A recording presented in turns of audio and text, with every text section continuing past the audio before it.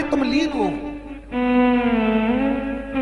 महाराज दुनिया के लोग नहीं समझते कि शंकर पर जल चढ़ाने का क्या लाभ है। श्री शिवाय नमस्तुभ्यम, हर हर महादेव।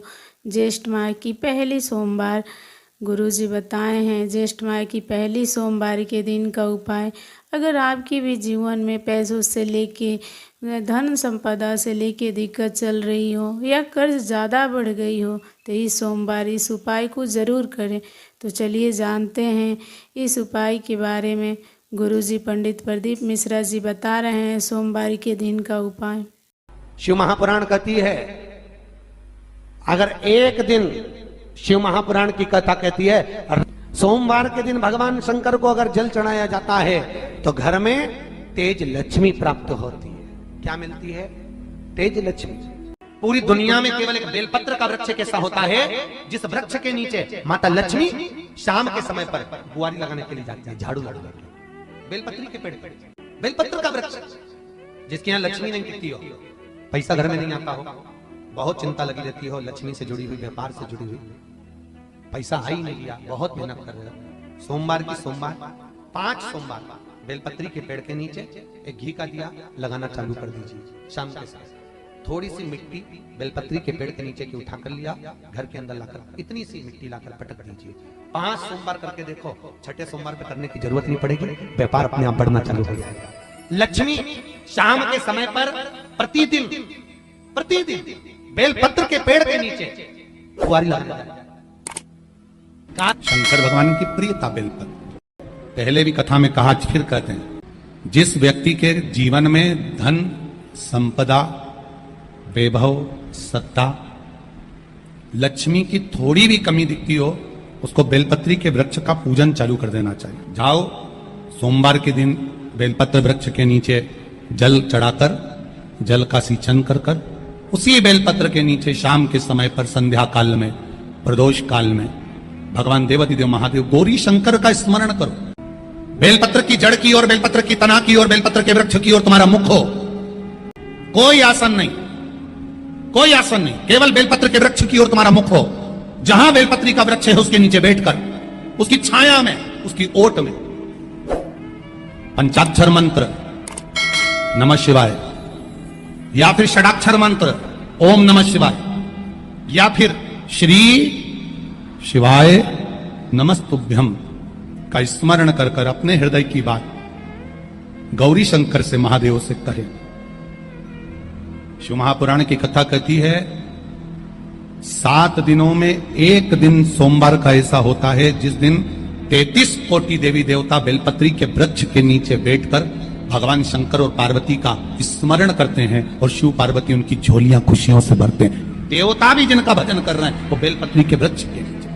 लक्ष्मी, मां लक्ष्मी भी बेलपत्र के वृक्ष के नीचे निरंतर विराजमान होती है। और आप लोगों से एक निवेदन और करना चाहेंगे, ये मनुष्य का शरीर जब तक रहे, ये मानव की देह जब तक रहे, जिंदगी में एक बेलपत्री का वृक्ष अपने रहते रहते कहीं पर भी लगाना, उसको बड़ा करना, उसको बड़ा कर कर जैसे अपने बच्चे को बड़ा करते हो ऐसे लगाकर बड़ा कर कर महादेव से कहना कि मैंने अपनी जिंदगी में, मैं मर भी जाऊं, मेरे प्राण छूट भी जाएं, मेरे जाने के बाद मेरे घर के लोग एक लोटा जल चढ़ाएं ना चढ़ाएं, बेलपत्री चढ़ाएं ना चढ़ाएं, पर ये वृक्ष मैंने बेलपत्री का लगा दिया, अगर मैं मर भी गई तो मेरे मरने के बाद भी मेरे हाथ की बेलपत्र महादेव को चढ़ती रहेगी, महादेव को प्राप्त होती रहेगी। लगाओ, एक बेलपत्री के पौधे को छोटे से बड़ा करो, बड़े से बड़ा करो, बड़े से बड़ा करो, और बड़ा करने के बाद उसको कहीं तुम्हारी मर्जी पड़े जहां उस बेलपत्री के वृक्ष को लगाओ। अगर गलती हो गई, ये बहुत गलतियां हो गई, बहुत दुख पड़ गया, तकलीफ में आ गए, लग रहा है कि मुझसे बहुत गलतियां हुई है, बाबा मेरी नहीं सुन रहा, ये बेलपत्री का भाग की डंडी पीछे की ओर कर, जहां बैठकर बेलपत्र चढ़ा रहा, पत्ती का मुख अपनी और डंडी का मुख सामने। शिव की कुछ आराधना है, मेरे भोले बाबा की कुछ आराधना है। खाली ना जाता कोई,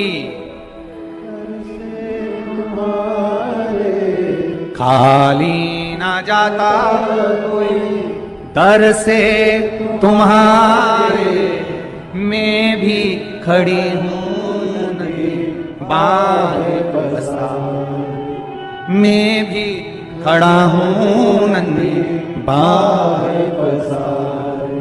अपने। बैसाख के महीने में तो आपको अगर शरीर में कहीं पथरी भी आ गई है ना, कहीं नेत्रों में अगर ज्योति कमजोर पड़ रही है, जाले पड़ने लगे, चश्मा बढ़ने लगा, रात को आंखों में जलन होने लगी, रात को नींद नहीं आ रही है, तो बैसाख के महीने में जो दुर्वा होती है, इस दुर्वा को तोड़ लाओ। जहां पर अशुक सुंदरी का स्थान होता है, जहां पर अशुक सुंदरी का जो स्थान होता है, उस अशुक सुंदरी के स्थान पर उस दुर्वा को रख दो। और कुंदकेश्वर महादेव का नाम है। कौन से महादेव का नाम लेना है? कुंदकेश्वर। उस दुर्वा को उठा कर लिया। बैसाख के महीने में कोई भी तिथि, कोई भी दिन, कोई भी वार आप बैसाख के महीने में कर सकते हो। उस दुर्वा को लेकर आओ, लगभग 20-25 दुर्वा लेना, उसको लेकर आइए। सुबह सुबह कुंदकेश्वर महादेव का नाम लेकर उसको खाना प्रारंभ कर दीजिए। एक दुर्वा रोज खाओ। जो पथरी है या नेत्रों में तकलीफ है या कोई ना कोई रात्रि को नींद नहीं आना, बेचैनी हो जाना, घबराहट आना, धीरे धीरे धीरे धीरे 20 दिन की वो दुर्वा है, 20 दुर्वा एक एक दिन खाना चालू करो। 4 या 5 दिन लगेंगे, अपने आप आपको कोई गोली खाने की जरूरत नहीं पड़ेगी, नींद अपने आप आना प्रारंभ हो जाएगी। और बेचैनी अशोक सुंदरी वाली जगह पर दुर्वा समर्पित कर कर कुंदकेश्वर महादेव का नाम लेकर। कौन से महादेव? कुंदकेश्वर। जिस नारी का रजोधर्म से जुड़ा हुआ जो भी तकलीफ होती है, केवल हाथ में जल लेकर आसक्ति का नाम लेकर भी वो पान कर लेती है, तो रजोधर्म से जुड़े हुए सारे दुख, कहते हैं कि गर्भ में, गर्भाशय में अगर गांठ भी पड़ गई है और डॉक्टर कह रहा है कि बच्चादानी में गांठ है, गर्भाशय में गांठ है और इसका ऑपरेशन होना जरूरी है, आसक्ति दक्ष प्रजापति की पहली पत्नी का मात्र स्मरण कर कर अगर आचमन पानी का कर लिया जाए तो गांठ भी गर्भाशय की गलना प्रारंभ हो जाती है। ये वो नाम, ये वो शब्द है। अगर मान लो शरीर में कोई गांठ पड़ जाती है, डॉक्टर अपना इलाज कर रहा हो, उस जगह पर प्रजापति वीरण की पुत्री आसक्ति का नाम स्मरण में आना चाहिए। एक बार सब बोलिए, क्या नाम है? आसक्ति।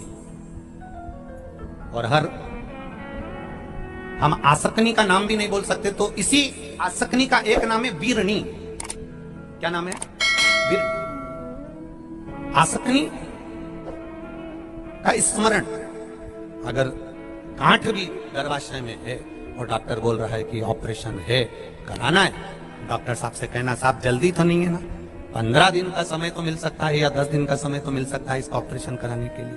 फिर आसक्ति का नाम लेकर शिव जी की शिवलिंग पर जब हम बेलपत्र समर्पित करें तो ये डंडी का मुख जब हम शिव जी को चढ़ाते हैं तो इस डंडी का मुख हमेशा हम उधर रखते हैं। अब की बार आसक्ति का नाम लेकर जब हम शंकर भगवान को बेलपत्र समर्पित करेंगे तो ये डंडी का मुख शिवलिंग पर अपनी ओर रखेंगे और उसी बेलपत्र को चढ़ाकर जल समर्पित कर कर आचमन कर कर उसी बेलपत्र को लाकर घर के द्वार को पूरा खोलकर घर के अंदर प्रवेश कर कर घर के बाहर स्मरण को, शिव को याद करते हुए उस बेलपत्र को चबा चबा कर खाना प्रारंभ करिए। 10 दिन मांगिए आप, ये 10 दिन के बाद मैं ऑपरेशन कराऊंगी, मना नहीं, पर एक बार मैं मेरे महादेव का नाम का स्मरण करना चाहती हूँ, एक बार शिव तत्व को जान। क्या नाम है? जम के बोलो, नाम बोलो फिर से। आसक्ति। इस नाम की मूलता का स्मरण करिए। वीरणी आसक्ति। जैसे गणेश जी की 2 सूंड होती है, एक राइट सूंड का गणेश, एक लेफ्ट सूंड का गणेश। कौन कौन सी सूंड का? राइट सूंड और लेफ्ट सूंड। राइट सूंड का गणेश घर में होना चाहिए और लेफ्ट सूंड का गणेश आपका कोई ऑफिस हो, जहां से आप अपना धंधा कर रहे हैं, नौकरी कर रहे हैं, सर्विस कर रहे हैं, काम कर रहे हैं, बिजनेस कर रहे हैं, या आप अपनी कोई भी कुर्सी के ऊपर बैठते हैं किसी कमरे में जाकर, उस कमरे के अंदर लेफ्ट सूंड का अगर गणेश होगा तो आपकी तरक्की को, आपकी उन्नति को दुनिया में कोई नहीं रोक सकता। और अगर जिस स्थान पर बैठकर आप बिजनेस कर रहे हैं, कमा रहे हैं, उस स्थान पर अगर राइट सूंड का गणेश होगा तो आपकी तरक्की नहीं, वहां लेफ्ट सूंड का गणेश होना चाहिए। और घर में जम के बोलो, राइट सूंड। श्री शिवाय नमस्तुभ्यम, हर हर महादेव। आशा करती हूँ यह वीडियो आपको पसंद आई होगी। वीडियो पसंद आई होगी तो वीडियो को लाइक करें, चैनल पे नए हैं तो चैनल को सब्सक्राइब करें, कमेंट में हर हर महादेव ज़रूर लिखें।